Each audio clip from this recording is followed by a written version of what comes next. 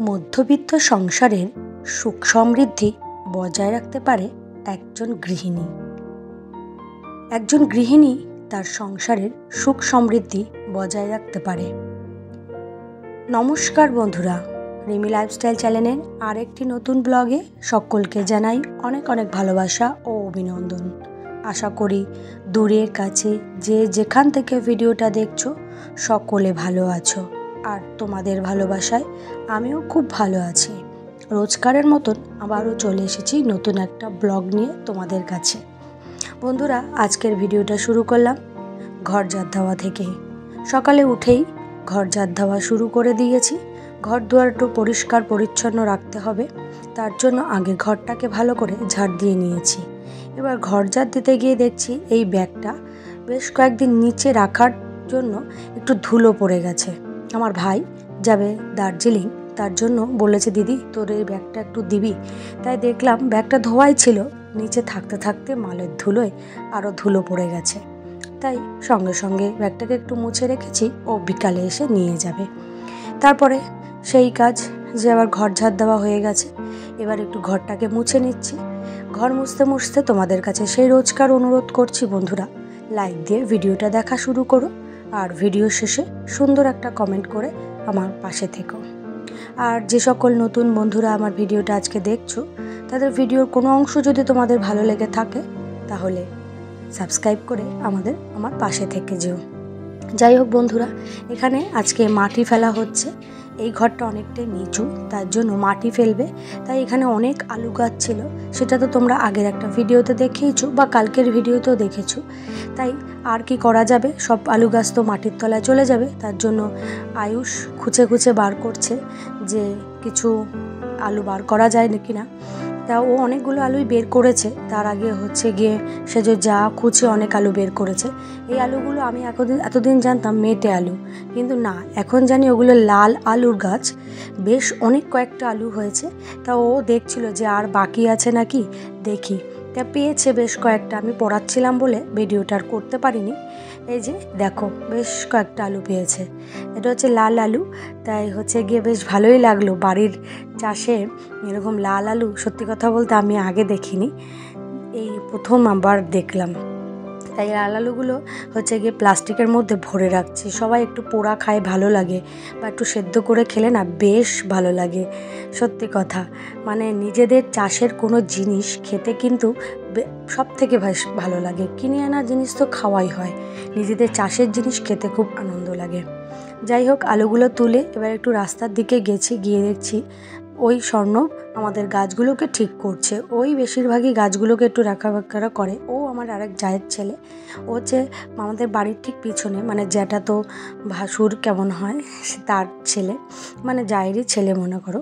তা যাই, ও আমাদের গাছগুলো ঠিকঠাক করে রাখে।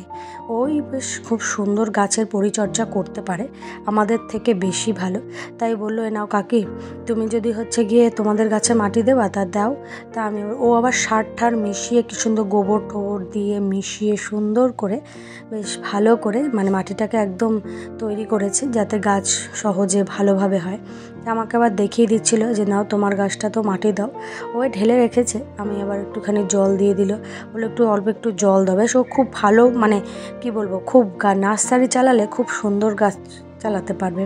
ও খুব বোঝে এই সমস্ত গাছ সম্পর্কে, ওর খুব আইডিয়া আছে, খুব ভালো আইডিয়া। আর ওর গাছ না খুব ভালো হয়, খুব যত্ন সহকারে মানে করে, তো খুব ভালো হয়। তাই আমি আবার বললাম দাঁড়া, ক্যামেরাটা একটু কাছে নিয়ে আসি, তুই কিভাবে করিস একটু দেখাই। এই দেখো কি সুন্দর করে মাটিতে গোবর ঠোবর মিশিয়ে সুন্দর করে একদম মানে কি বলবো, গাছের বাজে ডালগুলোকে কেটে ফেলাচ্ছে। বাজে ডালগুলো থাকলে গাছটা ভালো বড় হবে না, কেমন একটা হবে। তাই জন্য প্রথমে আগে গাছের ডালগুলোকে সব কেটে কেটে ফেলে দিচ্ছে।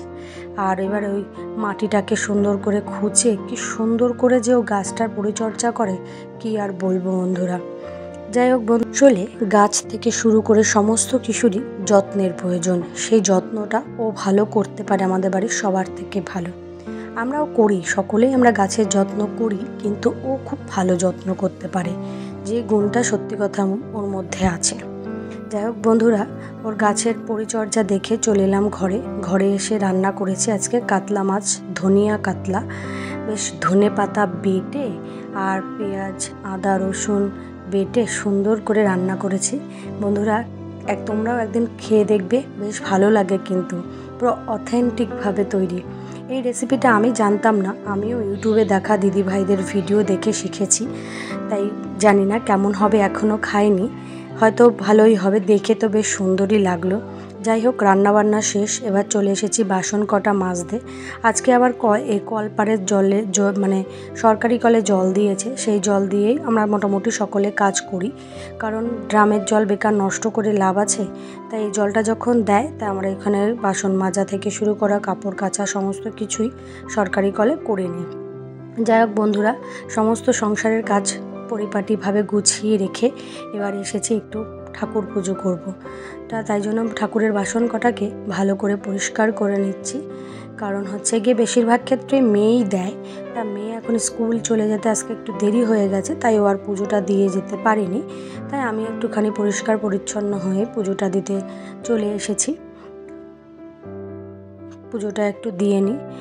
একটা গৃহিণী সত্যি কথা বলতে সংসারের যদি পরিচর্যা সঠিকভাবে পরিচালনা করে, সঠিকভাবে গুছিয়ে গাছিয়ে রাখে, তাহলে কিন্তু সংসারের লক্ষ্মীশ্রী একদিন না একদিন বজায় থাকবেই।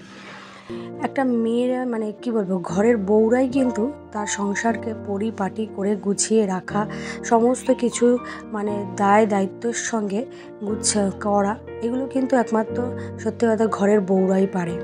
যাই হোক বন্ধুরা, এই যে প্রায় কমপ্লিট, আমার পুজো দিতে চলে এসেছি। ঠাকুরটাকে ভালো করে আগে পুজো দিয়ে নিচ্ছি। ঠাকুরই পারে আমাকে আরেকটু এগিয়ে নিয়ে যেতে তোমাদের ভালোবাসায়।